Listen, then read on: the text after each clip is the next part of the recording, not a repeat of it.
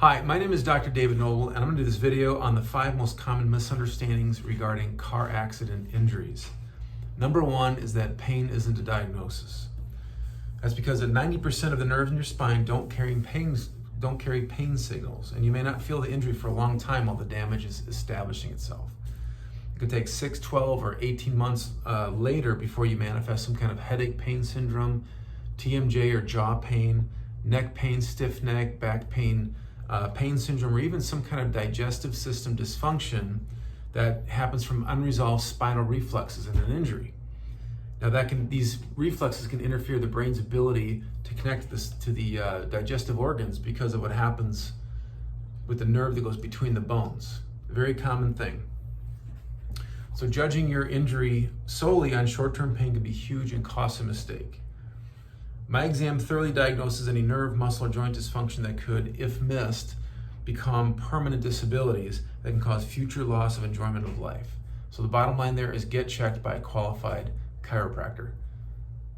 So number 2 is the question of whiplash. Is whiplash even real? What is whiplash?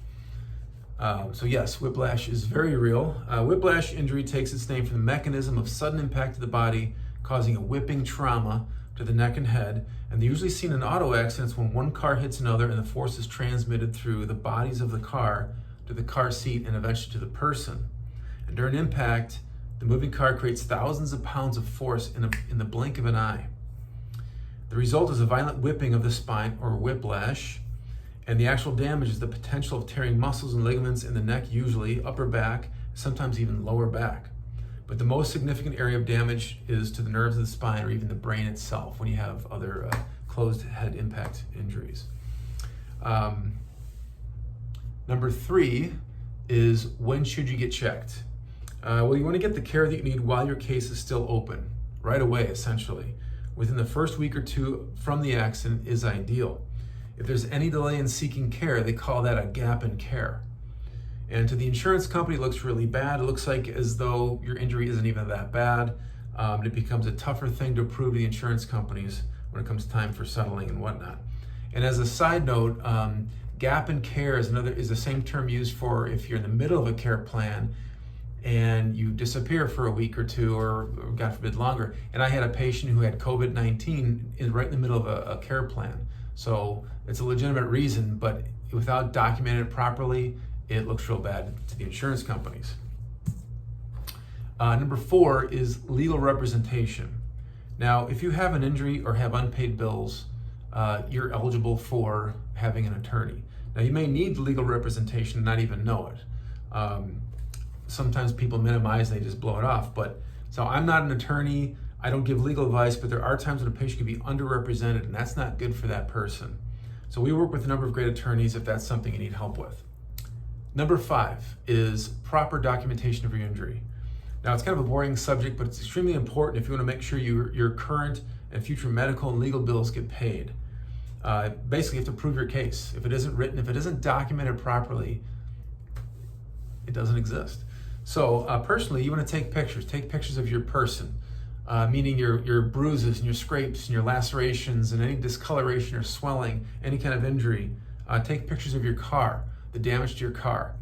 If you have the awareness at the time of the accident, take pictures of the scene, of the other person's car. Collect as much as you can. And secondly, make a file at home to keep all your documents. Keep it all together. Professionally, most chiropractors, for example, take x-rays, and some even take MRIs. These are kind of the gold standards in our profession. These are to document spinal injury. They're common, but did you know that most spinal ligament injuries from car accidents are missed, even with x-rays and MRIs? So we work with local imaging facilities that take specialized digital stress x-rays that are then read and analyzed by a third party to measure excessive joint motion that can only happen or can only exist with spinal ligament damage. So from that information, we can discern how bad it may be and to see if it is rateable based on AMA or American Medical Association guidelines. These findings have to be correlated with the clinical exam findings for a solid case. Now, unfortunately, most chiropractors don't even know what I just said. So the bottom line is you need to find a qualified chiropractor if you have a car accident injury.